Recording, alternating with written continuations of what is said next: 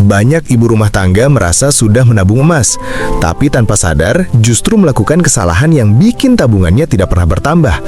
Dan yang lebih bahaya, kesalahan ini sering dianggap hal sepele. Kesalahan nomor 1, nabung emas tanpa tujuan yang jelas.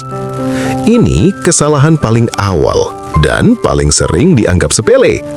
Banyak orang nabung emas cuma karena katanya emas bagus, katanya aman, katanya buat masa depan. Tapi masa depan yang mana? Coba kamu tanya ke diri kamu sendiri sekarang. Kamu nabung emas itu untuk apa? Dana darurat?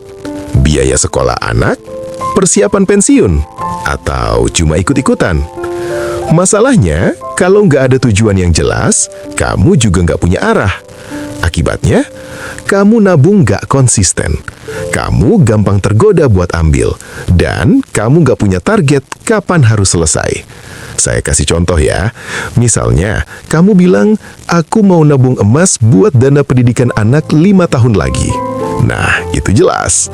Tapi kalau cuma, pokoknya nabung emas, itu kayak kamu jalan tanpa tahu mau kemana.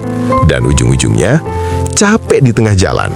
Kesalahan nomor 2, nunggu uang sisa baru nabung. Ini nih yang paling sering kejadian. Kamu mungkin berpikir, aku nabung emas nanti kalau ada sisa uang. Masalahnya, uang sisa itu hampir nggak pernah ada. Kenapa? Karena pola kebanyakan orang itu, dapat uang, dipakai kebutuhan, sisanya kalau ada, baru ditabung. Dan realitanya, hampir selalu habis duluan. Makanya, banyak orang ngerasa, aku pengen nabung, tapi nggak bisa-bisa. Padahal, bukan karena kamu nggak mampu, tapi karena urutan yang salah. Seharusnya dibalik, dapat uang, langsung sisihkan untuk nabung emas, baru pakai sisanya. Ini yang disebut prinsip bayar diri sendiri dulu. Saya dulu juga pernah di posisi itu. Niat nabung ada, tapi tiap bulan selalu ada aja alasan.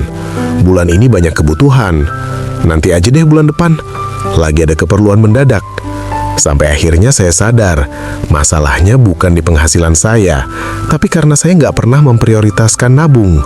Dan sejak itu, saya mulai ubah cara saya ngatur uang.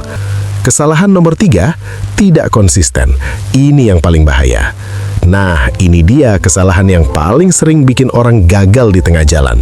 Tidak konsisten. Di awal semangat banget, bulan pertama beli emas, bulan kedua beli lagi, masuk bulan ketiga mulai kendor, bulan keempat skip, bulan kelima lupa, dan akhirnya berhenti. Padahal, dalam nabung emas kunci utamanya bukan besar nominalnya, tapi konsistensinya. Lebih baik kamu nabung 50.000 tapi rutin setiap bulan daripada 500.000 tapi cuma 2 bulan doang. Karena efek jangka panjangnya beda jauh. Saya pernah lihat langsung, ada 2 orang. Orang pertama, nabung emas 100.000 tiap bulan. Konsisten, nggak pernah bolong. Orang kedua, kadang nabung 500.000, tapi cuma kalau lagi semangat. Setahun kemudian, yang konsisten punya hasil. Yang nggak konsisten, balik ke nol lagi.